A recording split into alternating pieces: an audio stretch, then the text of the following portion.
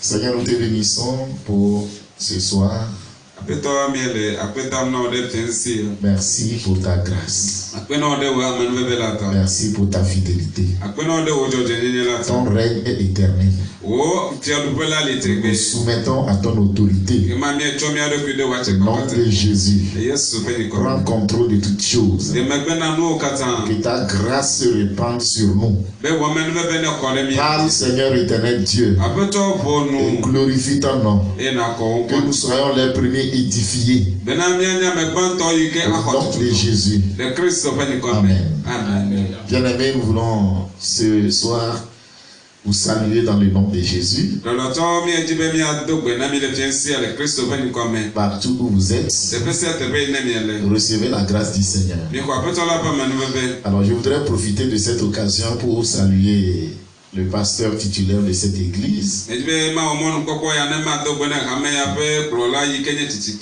Je voudrais aussi dire merci au pasteur Amedo qui a voulu bien que cet enseignement continue.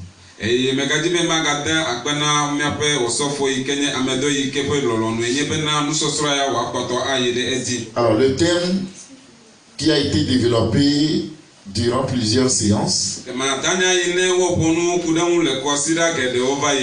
c'était le chrétien et la transformation profonde et durable.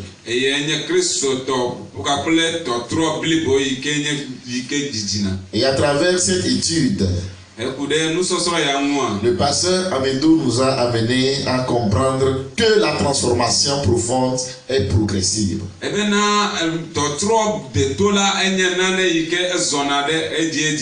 Et c'est un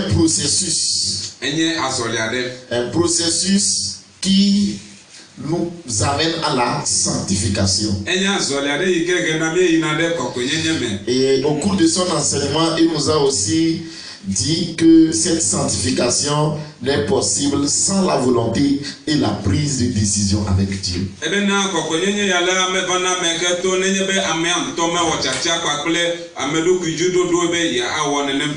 personnellement, j'ai aimé cet enseignement. Et je vous le recommande en tant que chrétien. Si l'occasion vous est donnée d'aller sur le YouTube de l'église de l'Assemblée de Dieu de Philadelphie,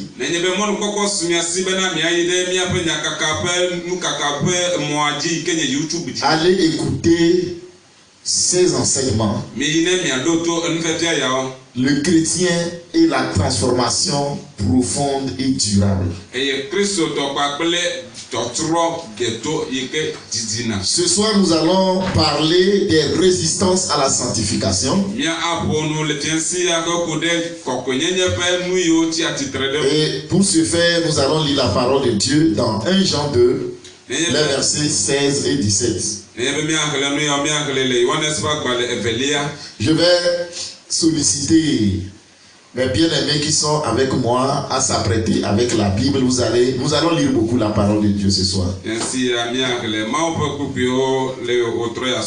Alors je lis pour la gloire du Seigneur 1 Jean 2, le verset 16 et 17.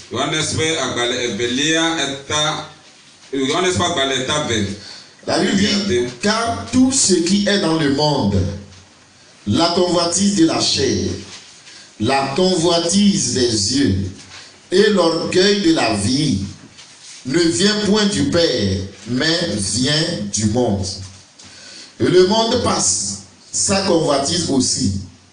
Celui qui fait la volonté de Dieu demeure éternellement. Amen. Amen.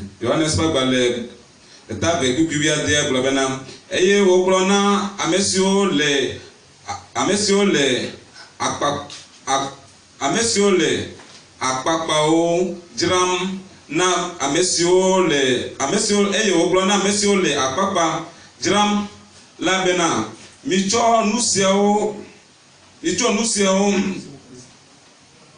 joele apisi api eye miaga cho fofonye le eye miaga taplache. Yohanes pas balé ebelia, Yohanes pas balé banto, Yohanes pas balé tagban, ta ve, puis a dia globe. Eye o blona, amesio le akpapa jiram la bena. Micho nusiao juele atisia, eye migacho fofonye pe apela wo nujirape o. Tete eye nujaralao don nyaun si wongolodi la di bena wo apeto unti nubabala wo apela unti nubaba la min. Amen. 1 Jean 2, le verset 16 et 17. La Bible dit, car tout ce qui est dans le monde, La convoitise de la chair, la convoitise des yeux, l'orgueil de la vie ne vient point du Père, mais vient du monde. Et le monde passe, la convoitise passe. Celui qui fait la volonté de Dieu demeure éternellement. Alléluia. Amen. Bien-aimés dans le Seigneur, le monde et tout ce qui caractérise est sous l'influence de Satan. Et la Bible nous fait comprendre que Satan est le père du mensonge. C'est lui qui gouverne le monde avec ses agents. Ils sont comme principal objectif d'empêcher l'homme d'adorer Dieu convenablement.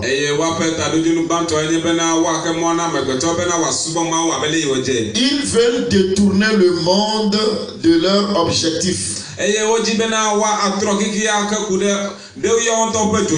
pour ce faire, il déploie des stratégies.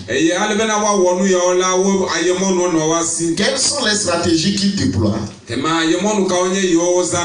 La lecture que nous venons de faire nous parle de l'orgueil de la vie, la convoitise des yeux et la convoitise de la chair. Voyons ensemble à quoi cela consiste. L'orgueil de la vie, la convoitise des yeux et la convoitise de la chair. Ce sont des obstacles à la sanctification. Premièrement, nous allons développer, nous allons comprendre comment l'orgueil de la vie peut nous empêcher la sanctification. Je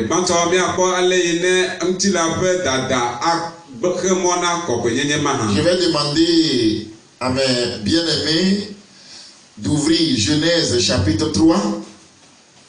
Une autre personne ouvre Matthieu chapitre 4.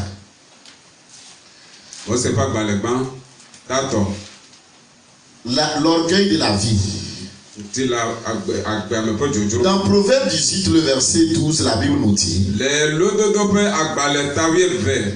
avant la ruine, le cœur de l'homme s'élève, mais l'humilité précède la gloire. Voyez-vous, contrairement à l'humilité, l'orgueil est une haute opinion qu'on a de sa valeur personnelle.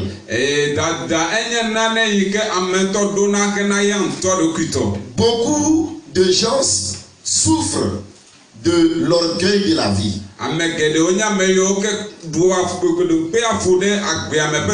Et nous disons que l'orgueil de la vie, c'est avoir une très haute opinion de soi-même. Et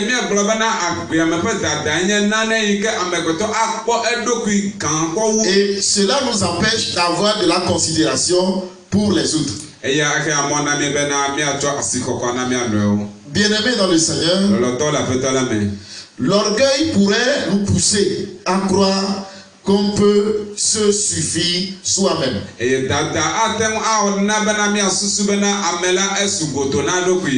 l'orgueil peut également nous pousser à ne prendre en compte que nos propres idées.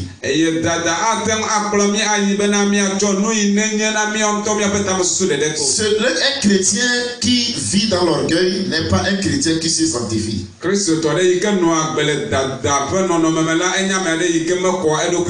un chrétien orgueilleux ne peut atteindre un certain niveau spirituel.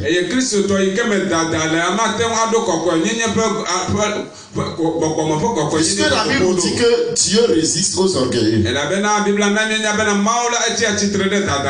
Nous voyons cela dans Jean 3, le verset 6. Jacques 3, le verset 6. Alors, bien-aimés dans le Seigneur, si Dieu nous résiste, nous risquons de passer à côté de nombreuses bénédictions. Dieu a destiné les chrétiens à être dans la bénédiction. Mais voyez-vous, la stratégie de Satan n'a pas changé. Il a utilisé l'orgueil de la vie pour faire chuter Adam et Ève. Il a triomphé d'Adam et Ève. Et il a également utilisé cette stratégie contre Jésus-Christ. Alors, nous allons sonder les Écritures pour voir comment il a réussi à triompher d'Adam et Ève. Et est-ce qu'il a pu triompher de Jésus?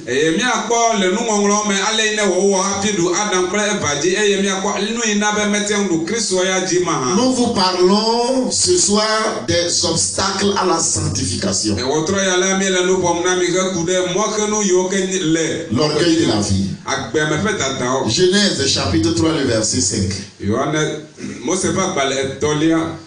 Genèse chapitre 3, le verset 5. Genèse chapitre 3, verset 5. Mais Dieu sait que le jour où vous en mangerez, vos yeux s'ouvriront et que vous serez comme des dieux, connaissant le bien et le mal. Dieu sait, mais Dieu sait. Satan dit, Dieu sait que le jour où vous en mangerez,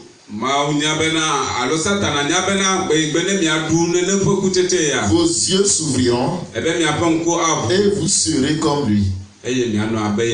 Voyez-vous, qui ne veut pas être comme Dieu,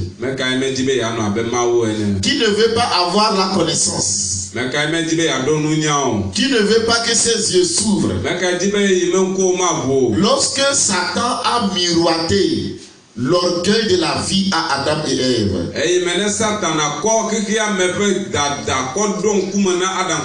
ils étaient dans une sanctification.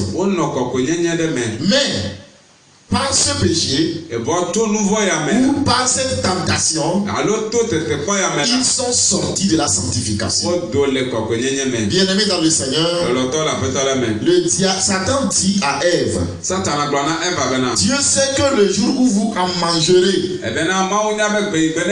vos yeux s'ouvriront et vous serez comme Dieu. Donc aujourd'hui, la stratégie de Satan n'a pas changé. S'il a utilisé cette stratégie contre le bois vert, qu'en sera-t-il du bois mort? Vous et moi, nous sommes le bois mort. Satan a triomphé de nos ancêtres. Et il a tenté Jésus-Christ, le bois vert. Il a utilisé la même stratégie pour sortir Jésus de la sanctification. Mais nous allons voir l'espoir que le Seigneur nous donne ce soir. Matthieu chapitre 4, verset 6. Et lui dit, si tu es fils de Dieu, jette-toi en bas, car il est écrit, il donnera des ordres à ses anges à ton pied, et ils te porteront sur les mains de peur que ton pied ne heurte contre une pierre. Jésus lui dit, il est aussi écrit, tu ne tenteras pas le Seigneur ton Dieu. Le diable le transporta encore sur une montagne. C'est bon. Alléluia. Amen. Donc, dans ce verset, nous voyons la tentation et la solution. La solution pour sortir de la tentation. Vous savez, dans le jardin, l'Éternel a dit à Satan de cette femme sortira quelqu'un qui t'écrasera la tête. Alors, le premier homme a péché. Le premier Adam a cédé contre la convoitise de contre l'orgueil de la vie, et il est sorti de la sanctification.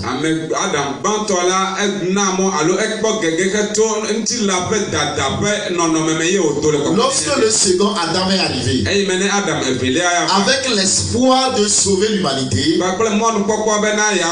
Satan a utilisé la même stratégie. Et son objectif était de sortir Jésus de la sanctification. Et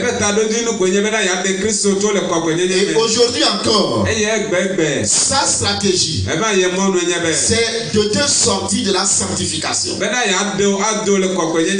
il va utiliser l'orgueil de la vie. Lorsqu'il est venu vers le second Adam, il dit, mais il est écrit qu'il disposera les anges en ta faveur afin que ton pied ne heurte une pierre.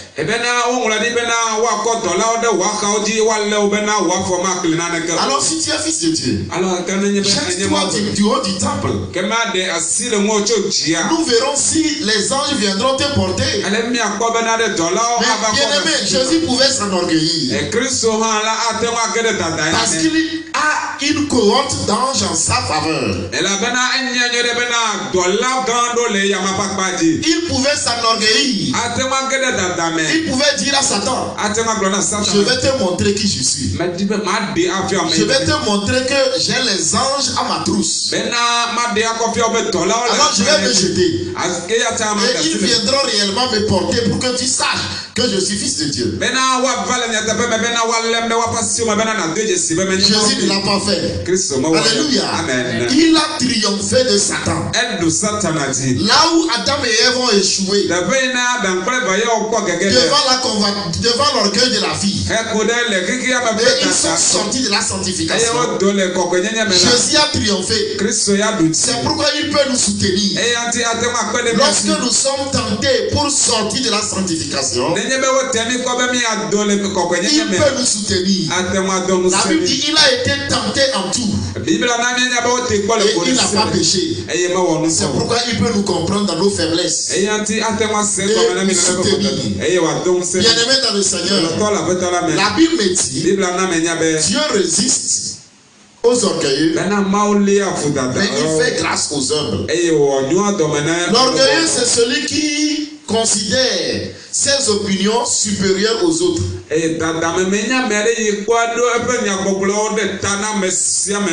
L'orgueilleux est à la recherche de l'excellence et il pense être dans l'excellence plus que les autres.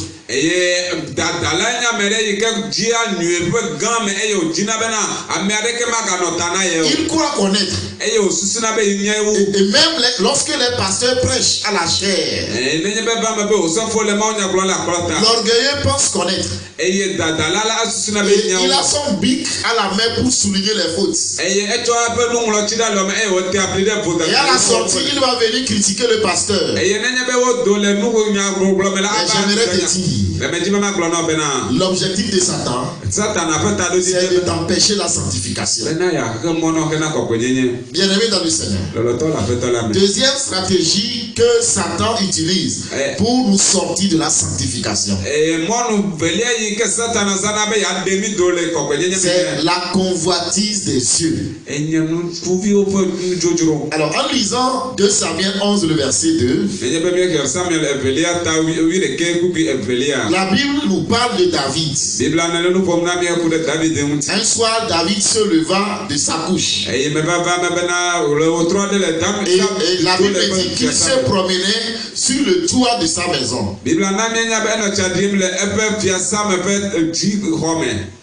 Alors dans ses promenades, il a aperçu de là une femme qui se baignait.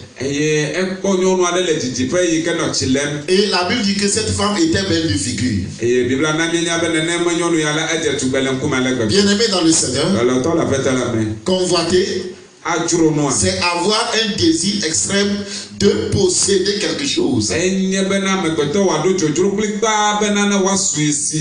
dans le cas de David, David a convoité la femme d'autrui. Et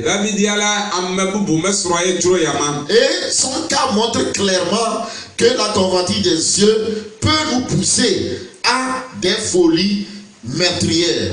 On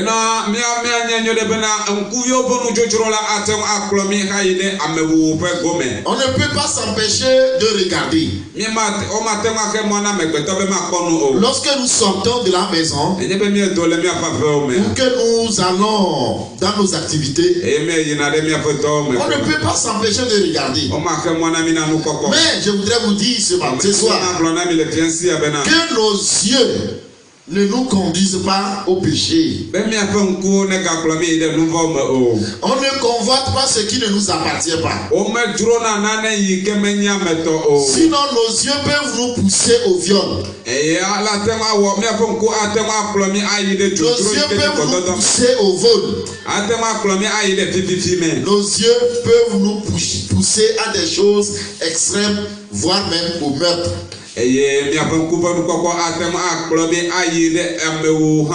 Voyez-vous, nos yeux sont comme des lampes pour nos pieds. Ce sont nos yeux qui nous éclairent dans notre marche. Mais nous devrions faire la différence entre ce qui nous appartient et ce qui ne nous appartient pas, pour ne pas tomber dans le piège de la convoitise des yeux. Parce que si nous tombons dans le piège de la convoitise des yeux, nous péchons contre Dieu. Alors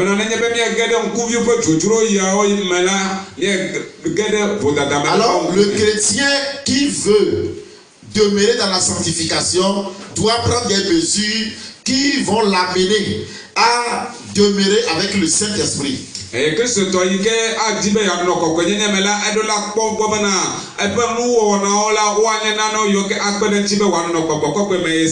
Seigneur Jésus nous a donné un conseil dans le livre de Matthieu 5. Dans Matthieu chapitre 5, le verset 29, Jésus dira: si ton œil droit est pour toi une occasion de chute,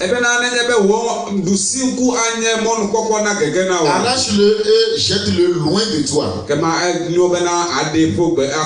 Car il est avantageux pour toi qu'un seul de tes membres périsse et que ton corps entier ne soit pas jeté dans la géhenne.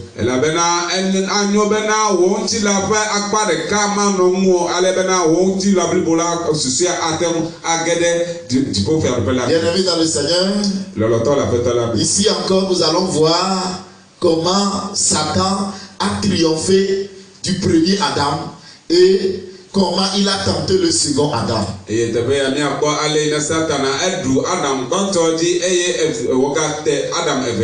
Lisons Genèse chapitre 3, le verset 6.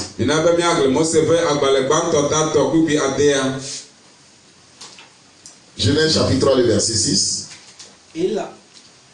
Et la femme vit que l'arbre était bon à manger et agréable à la vue, et qu'il était précieux pour ouvrir l'intelligence. Elle prit de son fruit et en mangea. Elle en donna aussi à son mari qui était auprès d'elle. Alléluia. Amen. Il y a un mot qui doit nous interpeller dans cette lecture. Agréable à la vue. Agréable à la vue. Quand on parle de la vue, on fait appel aux yeux.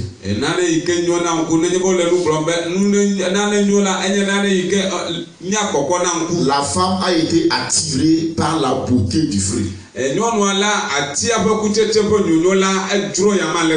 aujourd'hui, beaucoup de chrétiens sont attirés par la beauté du monde. Satan n'a fait que montrer la beauté du fruit à la femme. Alors je me suis posé la question. Depuis qu'elle est dans le jardin d'Éden, elle n'a jamais vu que le fruit était agréable. Et c'est aujourd'hui qu'elle constate parce que son attention a été attirée vers le fruit par Satan. Pour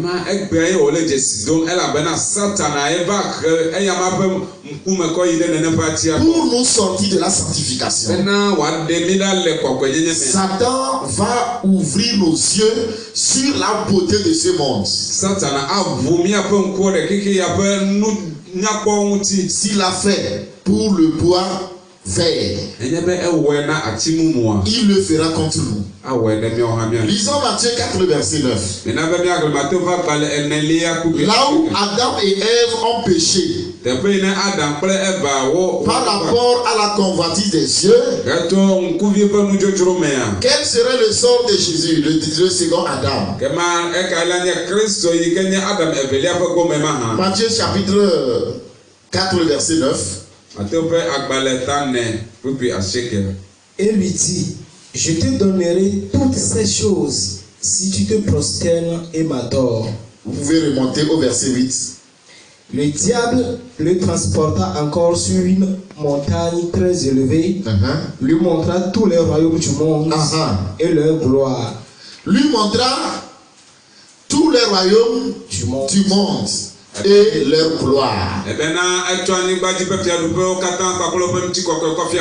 Bien-aimé dans le Seigneur, la convoitise des cieux. Mais le monde a été créé par Jésus. Et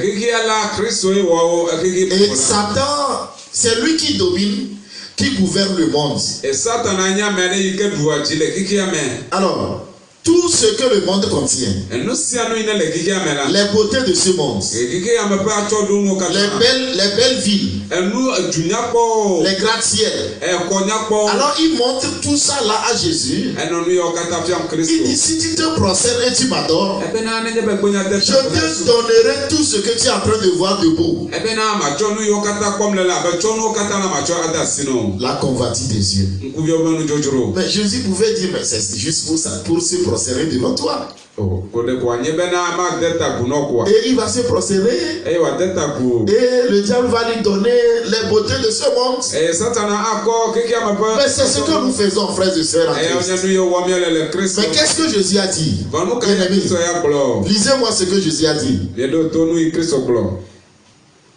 Et lui dit, Jésus lui dit, retire-toi, Satan, car il est écrit, tu adoreras le Seigneur ton Dieu et tu le serviras lui seul. Alléluia. Amen. N'est-ce pas, la Bible nous dit, cherchez premièrement le royaume des cieux et sa justice, le reste nous sera donné par-dessus tout. Bien-aimé dans le Seigneur, là où le premier Adam a péché, là où il est sorti de la sanctification, en convoitant la beauté du fruit, la Bible me dit que Jésus n'a pas triomphé. Le second Adam Jésus n'a pas échoué, excusez-moi. Le second Adam n'a pas péché. C'est pourquoi il peut nous comprendre et nous soutenir. Pour que tu ne sortes pas de la sanctification. Aujourd'hui, plusieurs chrétiens sont attirés par les biens de ce monde. Combien de jeunes chrétiens à cause des postes ne rentrent pas dans les sectes?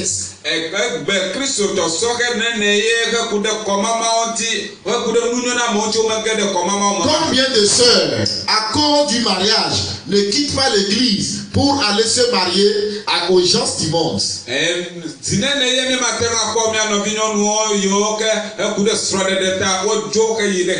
Souvent quand nous finissons nos émissions à la radio, il y a beaucoup de sœurs chrétiennes qui nous appellent. Il dit, soutenez-nous dans la prière. Lorsque j'étais en relation de fiançailles avec ce monsieur musulman, Il m'a dit que nous allons nous marier. Je peux pratiquer le christianisme et lui va rester dans son islam. J'ai accepté aujourd'hui, il me force à devenir musulman. Je leur pose la question, qu'est-ce qui vous a amené là-bas? Ceux qui sont honnêtes disent, mais il m'a proposé une grande boutique. La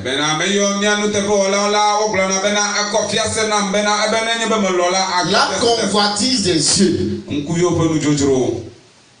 Bien-aimés dans le Seigneur, nous allons finir avec la troisième stratégie que Satan utilise contre l'Église. La convoitise de la chair. Jacques chapitre 1, le verset 14 et 15. Je vais lire et vous allez interpréter. Jacques chapitre 1, le verset 14 et 15. La Bible dit, mais chacun est tenté quand il est attiré et amorcé par sa propre convoitise.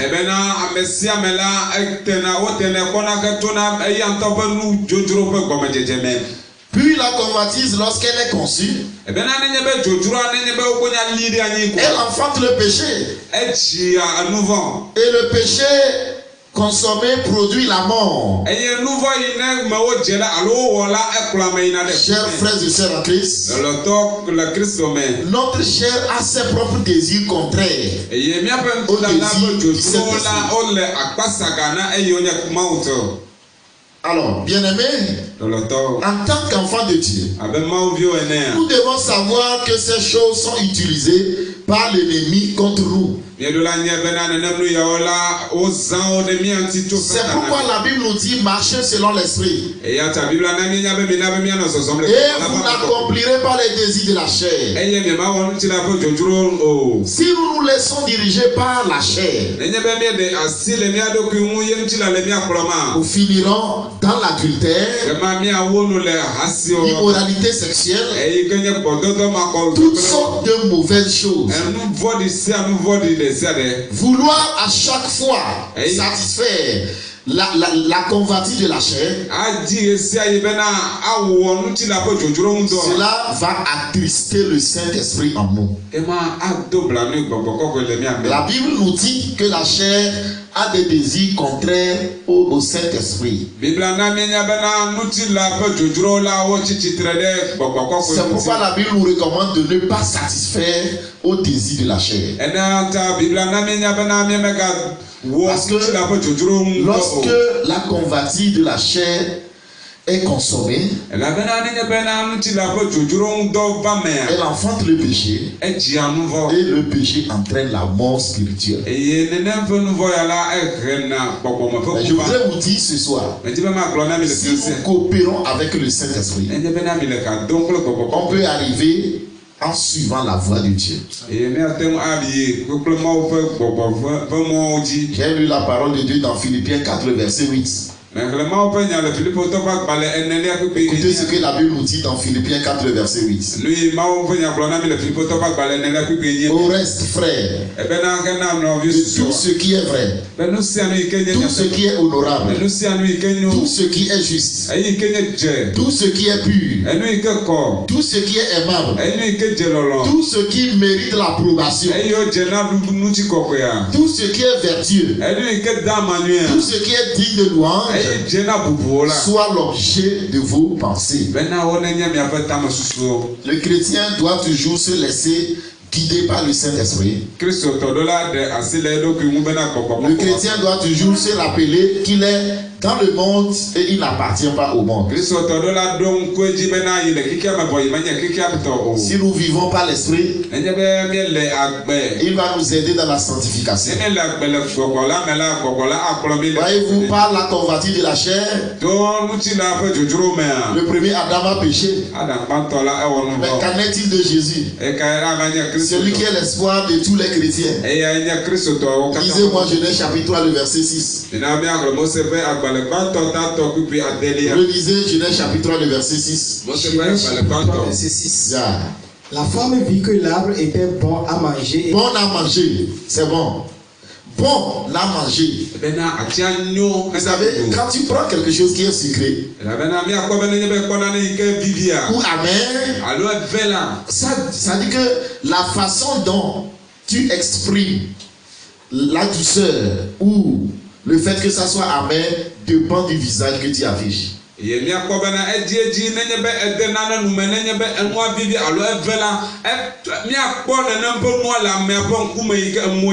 te demande c'est bon? Oui, c'est bon à manger. Alors, on mange parce que c'est bon pour satisfaire quoi? La chair. Oui, bien aimé. Alors, la femme vit que le fruit était bon. À quel moment elle a su que c'est bon? À quel moment? Au moment où Satan a attiré son attention. Il dit mais c'est bon. Tel que c'est rouge. C'est bon, ce n'est pas amer. C'est déjà mûr. Bien aimé, le diable, Satan, a tenté le bois vert. Par la convoitise de la chair. Lisons Matthieu 4, verset 3. Matthieu 4, verset 1 à 3. Matthieu 4, verset 1 à 3. Yeah. Alors Jésus fut emmené par l'Esprit dans le désert pour être tenté par le diable. Après avoir jeûné 40 jours et 40 nuits, il eut faim. Le tentateur s'étant approché lui dit: Si tu es fils de Dieu, ordonne que ces pierres deviennent des pains. Jésus répondit: Il est écrit, l'homme ne vivra pas de pain seulement, mais de toute parole qui sort de la bouche de Dieu. Alléluia. Amen. Ici, nous voyons la tentation et la solution. Comment sortir de la convoitise de la chair? Satan a tenté Jésus. Il avait tenté le premier Adam. Le premier Adam a échoué. Il a utilisé la même stratégie avec le second Adam. Si le second Adam avait échoué, nous serons foutus. Nous serons foutus. Mais la Bible dit, il avait faim. Et quand on a faim, on a envie de manger pour satisfaire la chair. Et il montre à Jésus une pierre. Mais Jésus pouvait transformer cette pierre. Mais puisque la tentation venait de lui, puisque la proposition venait de lui, lui qui est le créateur, lui qui a donné le pain dans le désert aux Juifs, est-ce qu'il avait besoin de transformer une pierre? Il ne l'a pas fait. Et il propose la solution à tous les chrétiens ce soir. Il dit l'homme ne vivra pas seulement du pain, mais de toutes paroles qui sont de la bouche de Dieu. Si nous voulons sortir de la convoitise de la chair, courons vers la parole de Dieu. Lisons la parole de Dieu. Écoutons la parole de Dieu. Elle va nous soutenir. Elle va nous transformer. Une transformation durable. Une transformation profonde. Seule la parole peut nous transformer. Bien-aimés dans le Seigneur, nous avons parlé des obstacles. Nous avons parlé des obstacles à la sanctification.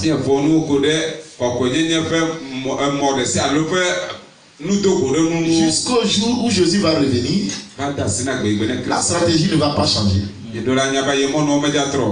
La convoitise des yeux, la convoitise de la chair, l'orgueil de la vie. Le premier Adam a échoué devant les trois stratégies.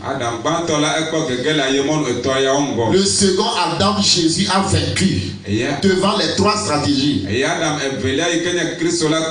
Alors, celui qui suit Jésus, le chrétien qui croit en Jésus et qui marche avec Jésus, il peut triompher Dis-moi Amen. Amen.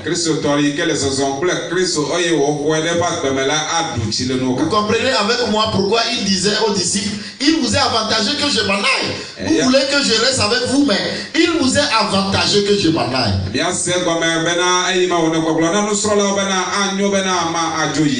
Si je ne m'en vais pas, le consolateur ne viendra pas. Donc celui qui nous console, celui qui nous soutient devant l'orgueil de la vie, devant la convoitise de la chair, devant la convoitise des yeux, celui qui permet la transformation durable et profonde dans notre vie en tant que chrétien, c'est le Saint-Esprit. C'est lui qui est notre force. Peuple de Dieu, je bénis le nom du Seigneur pour ces séances d'enseignement. La transformation profonde et durable. Quand un chrétien s'inscrit dans cette logique, j'ai aimé deux choses que le pasteur Amédou a développées par rapport à la transformation durable et profonde. Il a dit que la transformation n'est pas possible si nous n'avons pas le désir de la transformation.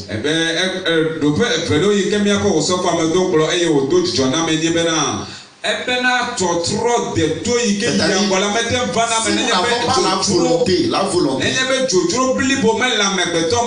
Parce que le manque de volonté va nous ramener toujours à ce que nous avons vomi. Il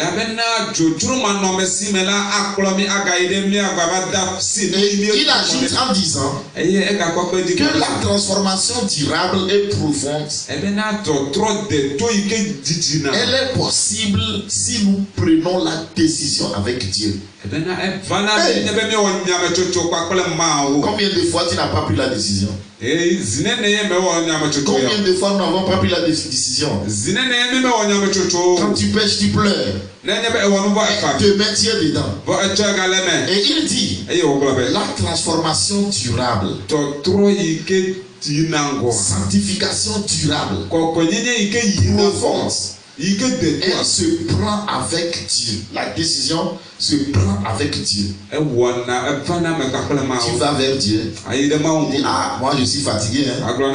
Cette affaire-là, je suis fatigué. Mais je ressemble au premier Adam. Ils ont échoué, moi aussi j'échoue. Mais c'est quoi? Qu'est-ce qui était le secret de Jésus? Mais Dieu, moi je prends la décision avec toi. Tel Jésus, le second Adam, a triomphé. Soutiens-moi. Si nous faisons cette prière, il va nous soutenir. Alléluia. Que le Seigneur vous bénisse. Que sa paix se repose sur vos vies. Seigneur, je te bénis pour la vie de ton serviteur. Celui par qui tu es passé pour nous prêcher ces vérités. Bénis sa vie, Seigneur. Soutiens son ministère, Seigneur. Utilise-le davantage, Seigneur. Ouvre-le davantage, Seigneur. Pour que les prochaines fois, puissions découvrir ta volonté pour l'Église. Ce soir, nous avons prêché sur les obstacles à la sanctification. Et nous avons découvert que le second Adam a triomphé là où le premier Adam a échoué.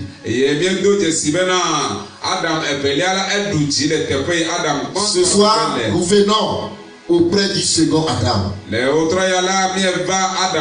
Et nous crions à lui. Seigneur Jésus, soutiens ton Église. Soutiens ton Église. Soutiens ton Église. Soutiens chacun d'entre nous. Afin que nous puissions être prêts. Car ta parole déclare, sans la sanctification, nul ne verra Dieu.